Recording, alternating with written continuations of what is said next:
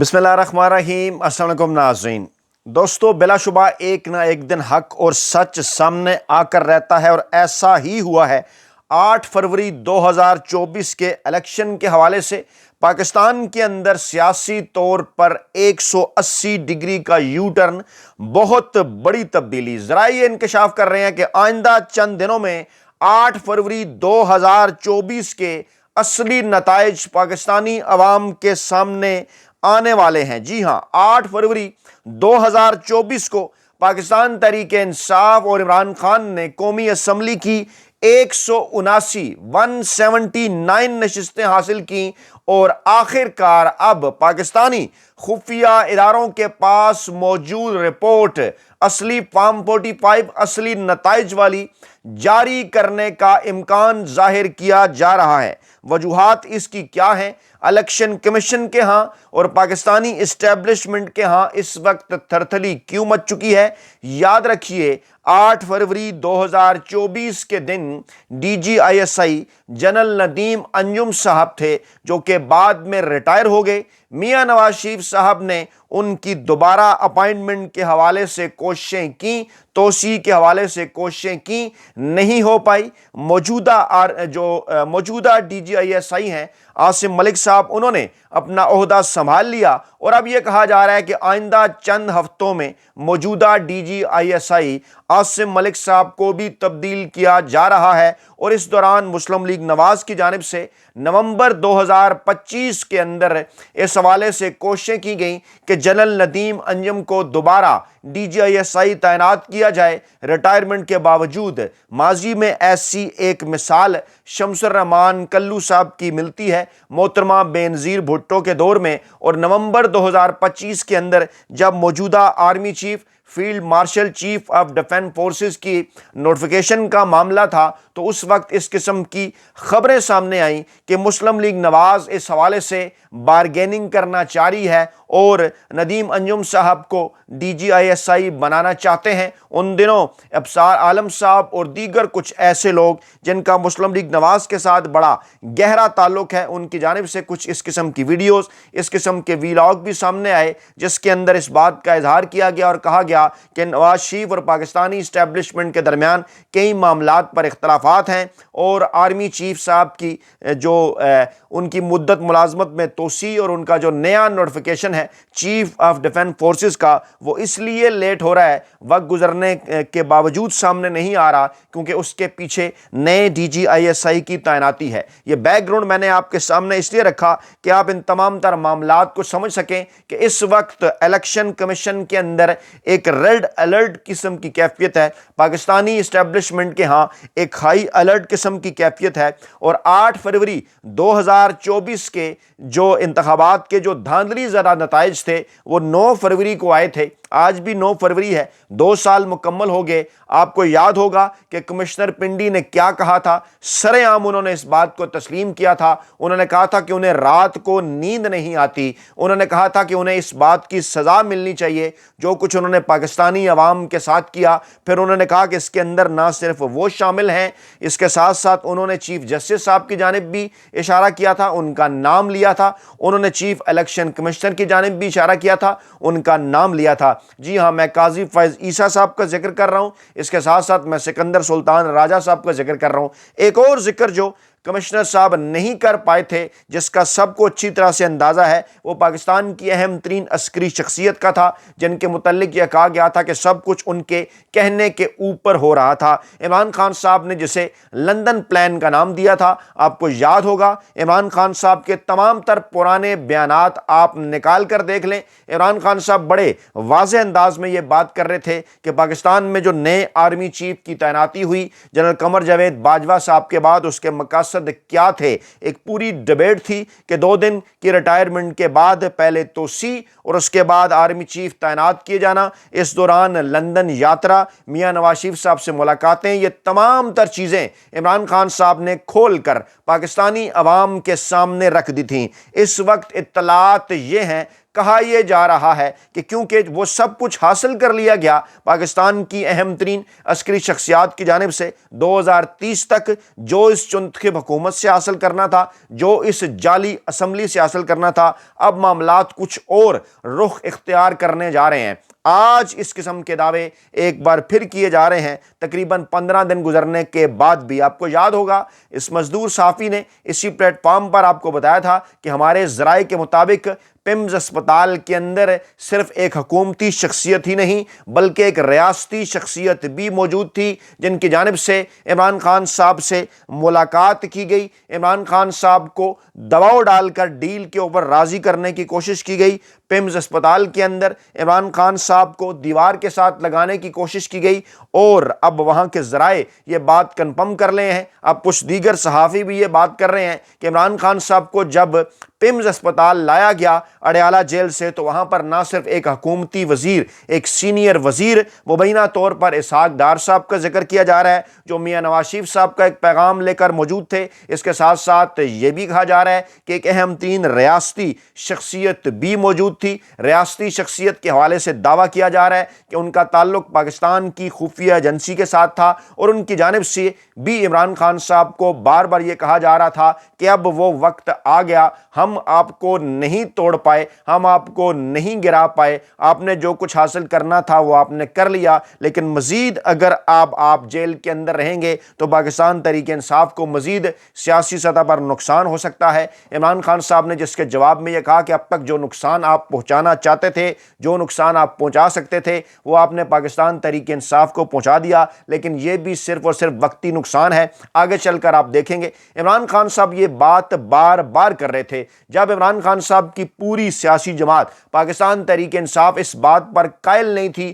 کہ وہ الیکشن کے اندر چلے جائیں گے، وہ جو ہے وہ عوامی مینڈیٹ حاصل کر لیں گے۔ عمران خان صاحب اس وقت بھی بار بار یہ بات کر رہے تھے کہ مجھے نااہل کیا جائے گا، ہم سے انتخابی نشان چھینا جائے گا، میری پارٹی کو دیوار کے ساتھ لگایا جائے گا، انہیں انتخابی مہم نہیں چلانے دی جائے گی۔ اس کے باوجود الیکشن ہوں گے اور ان الیکشنز کے اندر عوام نکلیں گے اور پاکستان تحریک انصاف کے حق میں ووٹ کریں گے۔ پھر یاد کیجئے ایسا ہی ہوا تھا۔ 8 فروری 2024 کو 3 کروڑ سے زائد کی تعداد میں عوام نکلے۔ ذرا یاد کیجئے کہ 8 فروری 2024 سے پہلے کے فروری کے پہلے ہفتے کے اندر کے جو اخبارات تھے، چاہے وہ روزنامہ جنگ ہو، چاہے روزنامہ نوائے وقت ہو، چاہے روزنامہ ایکسپریس ہو، چاہے وہ روزنامہ دنیا ہو، ان تمام بڑے اخبارات کے اندر اشتہارات کو خبر بنا کر میاں نواز شریف صاحب کی بطور وزیر اعظم، ان کی کامیابی، ان کی جو تعیناتی، ان کی منتخب ہونے کے حوالے سے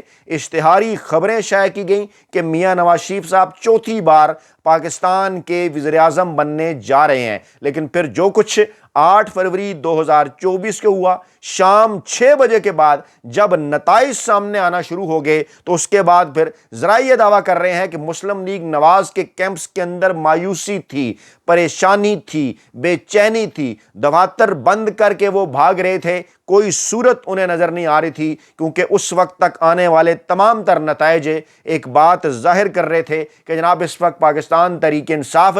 266 میں سے 175 سے زائد قومی اسمبلی کی نشستوں پر لیڈ لیے ہوئے ہے، اور جب جوں وہ نتائج سامنے آ رہے تھے ان کی پریشانی میں اضافہ ہو رہا تھا۔ اور اس کے بعد پھر کیا ہوا، آپ کو یاد ہوگا کہ رات 11 بجے تک جب تقریباً تمام ٹی وی چینلز یہ رپورٹ کر چکے کہ پاکستان تحریک انصاف 180 نشستوں پر لیڈ لیے ہوئے ہے، اور مقابلے میں دوسری سیاسی جماعت مسلم لیگ نواز جو ہے وہ 20 نشستوں کے اوپر بھی نظر نہیں آ رہی، پیپلز پارٹی سندھ کے اندر 25 نشستوں کے اوپر بھی نظر نہیں آ رہی۔ معاملات کو ذرا سمجھیے، صورتحال یہ تھی کہ صرف پنجاب کا ذکر کیا گیا اور یہ سمجھا گیا کہ شاید صرف اور صرف پنجاب ہی کے اندر ہوا ہے، لیکن اب جو حقائق سامنے آ رہے ہیں وہ یہ بتا رہے ہیں کہ کراچی کی 21 میں سے 20 نشستیں پاکستان تحریک انصاف جیت چکی تھی، جن میں سے 17 جو ہے وہ MKM کی جھولی کے اندر ڈال دی گئیں۔ صرف یہ نہیں بلکہ اندرون سندھ سے جو اطلاعات آ رہی ہیں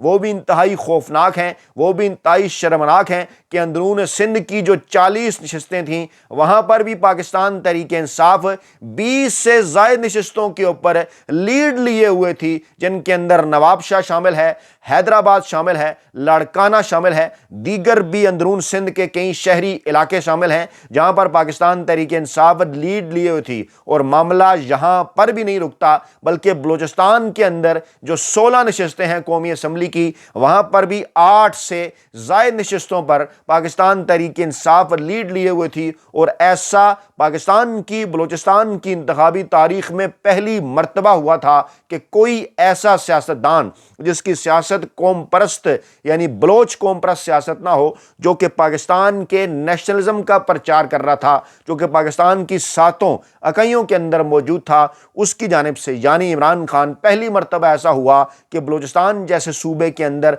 पाकिस्तान का कोई मरकज़ की तरफ रुझान रखने वाला ऐसा सियासतदान जो जिसका ताल्लुक बलूचिस्तान के साथ ना हो, सातों इकाइयों की बात करता हो, सातों इकाइयों के अंदर यकसा मकबूल हो। पहली मर्तबा यह हुआ कि बलूचिस्तान के अंदर वो 50% की ज़ायद से मकबूलियत के साथ वो पहले नंबर पर था। और फिर चश्मे फलक ने यह नज़ारा देखा कि उस वक्त क्या हुआ जब तमाम तर तवज्जो पंजाब की जानिब थी, मीडिया भी यही बात कर रहा था कि शायद पंजाब के अंदर गड़बड़ हो रही है। उस वक्त KPK के अंदर भी कुछ नशिस्तों के ऊपर गड़बड़ हुई जो कि जमीयत उलमा इस्लाम के हवाले की गई, पाकिस्तान तहरीक इंसाफ के मुखालफीन के हवाले की गई। जो असली नताइज हैं जिनके मुतल्लिक दावा किया जा रहा है कि पहले इलेक्शन कमीशन ऑफ पाकिस्तान ने, आपको याद होगा फरवरी 2024 में ही असली फॉर्म 45 गलती से कुछ हलकों के अपलोड उन्होंने कर लिए। हम जैसे मजदूर साफियों ने स्कैन करके जब उनके ऊपर काम करना शुरू किया वो गायब कर दिए गए। उसके बाद फिर नकली फॉर्म 47 चढ़ा दिए गए। फिर जब उनका भी तिया पांचा करना शुरू कर दिया गया,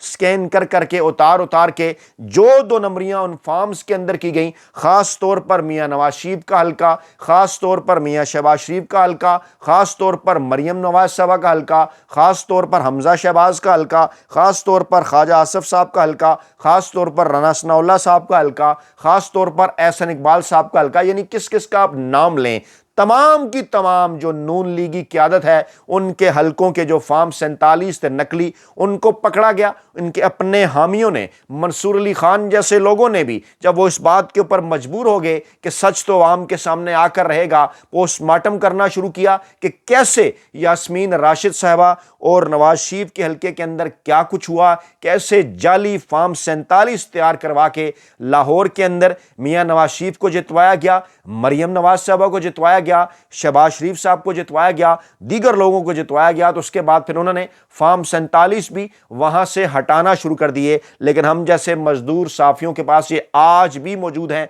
और अब इस किस्म की इत्तलात आ रही हैं कि जो असली फॉर्म 45 हैं वो आज भी इलेक्शन कमीशन ऑफ पाकिस्तान से गायब किए जाने के बावजूद उनका जो रिकॉर्ड है, कमिश्नर साहब ने, पिंडी के कमिश्नर ने भी ये दावा किया था कि दोबारा तो इलेक्शन कराने की जरूरत ही नहीं। उन्होंने भी कहा कि तमाम के तमाम फॉर्म 45 महफूज हैं। अब भी अगर फॉर्म 45 सामने लाए जाएं, उनको देखते हुए नताइज जारी कर दिए जाएं तो दूध का दूध और पानी का पानी हो जाएगा। और आज ये दावा किया जा रहा है कि आइंदा चंद दिनों के अंदर ये असली नताइज लीक किए जा सकते हैं। और इस हवाले से दावा किया जा रहा है, पाकिस्तान की खुफिया एजेंसी का नाम लिया जा रहा है और कहा जा रहा है कि इसके अंदर भी वही मामला है। कुछ लोग ये दावा कर रहे हैं कि जनाब